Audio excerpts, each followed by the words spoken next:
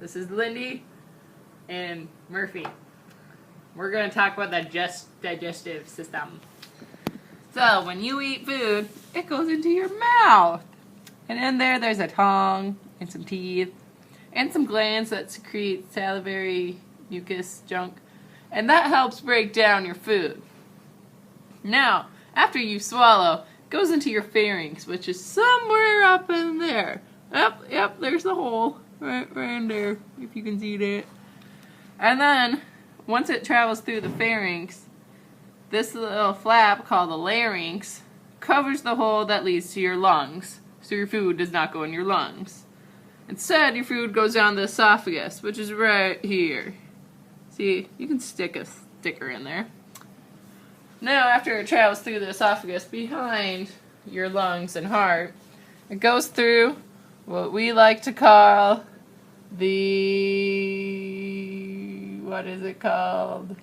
diaphragm, which is this muscle that we accidentally cut in half. But yeah, it goes through here. The aorta and the inferior vena cava also go through the diaphragm. Those are the only three things that go through the diaphragm. Now, once we get into this area, way back in here, right here is your cardiac sphincter. Now, your food must go through the cardiac sphincter, which is a muscle, go into your stomach. This is your lovely stomach, which we have kindly cut open and cleaned out. It was disgusting. Alright, the folds on your stomach are called your rugae. See, there's a nice little fold right there. Now, your stomach is also connected to your liver, which lets in digestive enzymes into your stomach to break down your food. The liver has 5 parts. Here's 1, here's 2, this is 3, 4 and 5 are back here. This little gross thing is your gallbladder. It's really nasty. Now, once it's done getting all churned up in your stomach, it goes through your pyloric sphincter.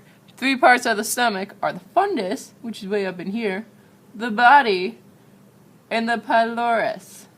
Pylorus and pyloric sphincter. So it goes through your little pyloric sphincter and into the jejunum of the small intestine, which is right here. We nicely cut it open. There's a nice little velvety texture. If you go like this, you'd be able to feel the little brush-like of the villi and the microvilli. So once it's in your small intestine, your pancreas, which is this thing right here, lets in some bile. We'll go with bile. And that also gets turned off by there. And then your food slowly moves down, ew, there's food in there, slowly moves down your small intestine by peristalsis. Now, the next part of your small intestine is your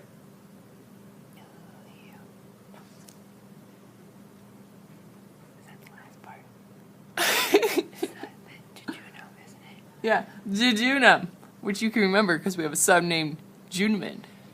So jejunum is the second part of the small intestine, which we again nicely cut open. And right here is a little bit left of the mesentery, which held our small intestine together. But we cut that, so forget about it. Next, your food moves by peristalsis some more into the ileum, which is not like your bone, because it's spelled with an E in the middle, not an I. So, it gets turned up in your ileum some more. By this time, it is mostly liquid. Next, it goes through the ileocecal valve, which looks like a butthole, into your large intestine. Here, your body adds water, takes out water, adds some salt, and starts to make feces, which is also known as poop. Now, your large intestine, though it's really small in a cat, is actually shorter than your small intestine, but is obviously wider. Now, there are a few parts to your large intestine. First one is the cecum, which is in this area. Then goes the ascending, then the transverse, then the descending, and finally the sigmoid, which leads to your rectum, and finally out your anus. There are a few more things we have to talk about before we wrap up this video.